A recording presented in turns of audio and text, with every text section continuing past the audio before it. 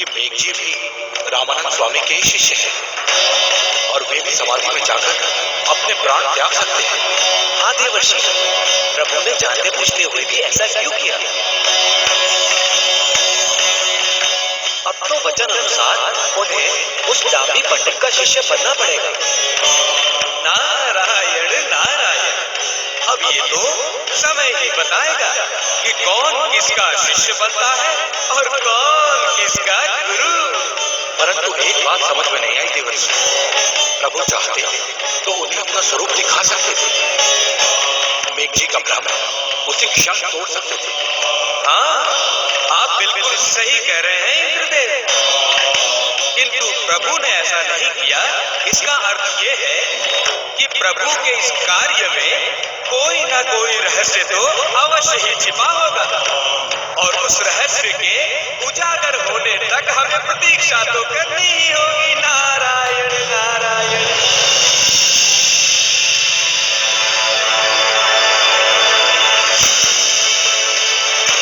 आयुष्मान भव।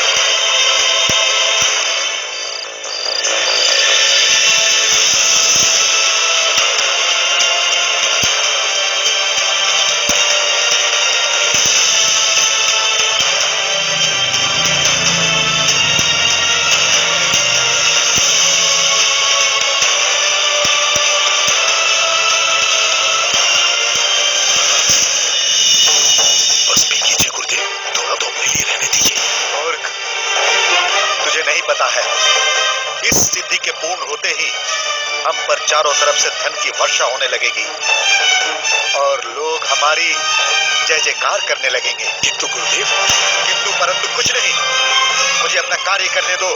इस सिद्धि को करने से पहले दान पुण्य का नियम है। जाओ यहां से।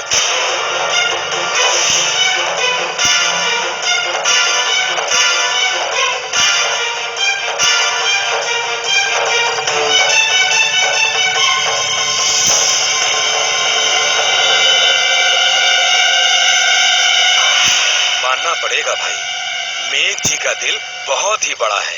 अब देखो, कल का चमत्कार होने से पहले उन्होंने अपना सर्वस्व दान कर दिया है। हाँ भाई, ताकि किसी कारणवश यदि उनके प्राण वापस नहीं आ सकते तो इसी दान पुण्य की सीढ़ी पर चढ़कर वे कम से कम अक्षरधाम तक तो पहुंच ही जाएंगे। अरे ऐसा क्यों कह रहे हो भाई? क्यों न कहें, आज तक लालची महाराज योगी ने किसी को एक फूटी कौड़ी तक नहीं दी और सारा संसार लुटा दिया। जरूर इसके पीछे कोई न कोई मकसद होगा। उसका जो भी मकसद है, कल प्रातः होते ही सारे नगर को पता चल ही जाएगा।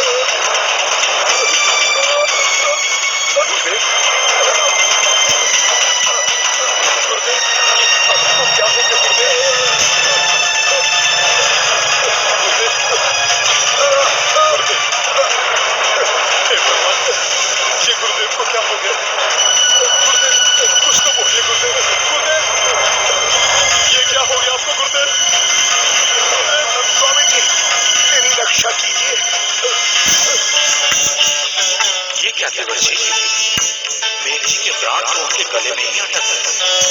हाँ देवर्षि, उनका तप, उनकी सिद्धि, यहाँ तक कि उनका दान पुण्य भी उनके काम नहीं आया। नारायण नारायण। तप, सिद्धि, दान पुण्य का अर्थ ये नहीं है कि मनुष्य कुछ भी कर सकता है।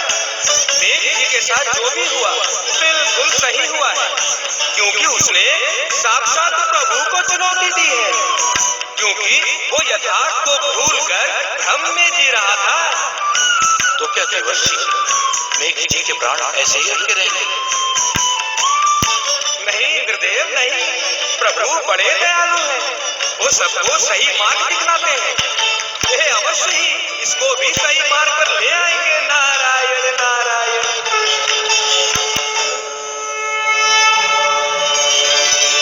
आपके शिष्य मेघ जी के प्राण अटक गए हैं स्वामी जी, अतः आप जाइए और उनकी सहायता कीजिए। नहीं प्रभु, उसने आपकी शक्ति को चुनौती देकर अपने अहंकार का प्रदर्शन किया है, अतः मैं उसकी सहायता नहीं करना चाहता हूँ। ऐसा नहीं है स्वामी जी, वे आपके शिष्य हैं। यद्यपि वे सही मार्ग से भटक गए हैं, आप उन्हें सही मार्ग दिखाइए, उन्हें क्षमा कर दीजिए। नहीं प्रभु, मैं उसे क्षमा नहीं कर सकता। उसने आपका अपमान किया है प्रभु। जिसे स्वयं के मान सम्मान का मान ना हो, भला वो किसी और के मान सम्मान, उसके अपमान के अंतर को क्या जानेगा? आप उनके गुरु हैं, वे आप ही के शिष्य हैं। उन्हें सही मार्ग दिखाना आपका कर्तव्य है। जाइए और उन्हें सही राह दिखाइए। जैसी आपकी आज्ञा प्रभु।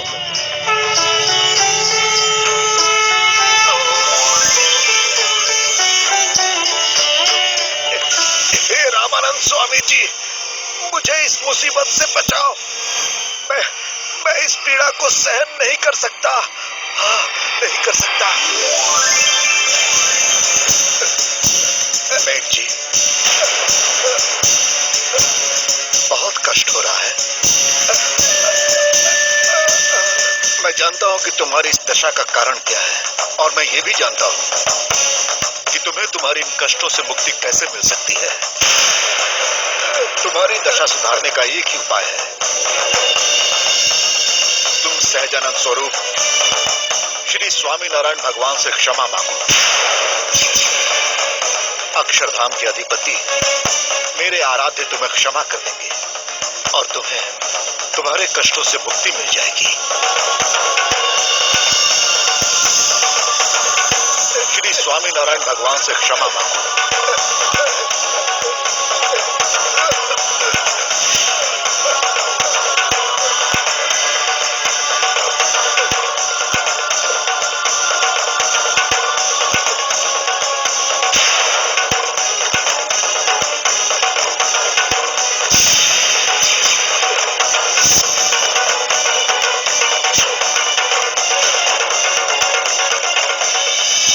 कर दीजिए प्रभु। मैं अज्ञानी ये भूल गया था कि जीवन और मृत्यु प्रकृति के वो नियम है जिसका नियंत्रण आपके हाथों में है। जय स्वामीनारायण प्रभु, जय स्वामीनारायण।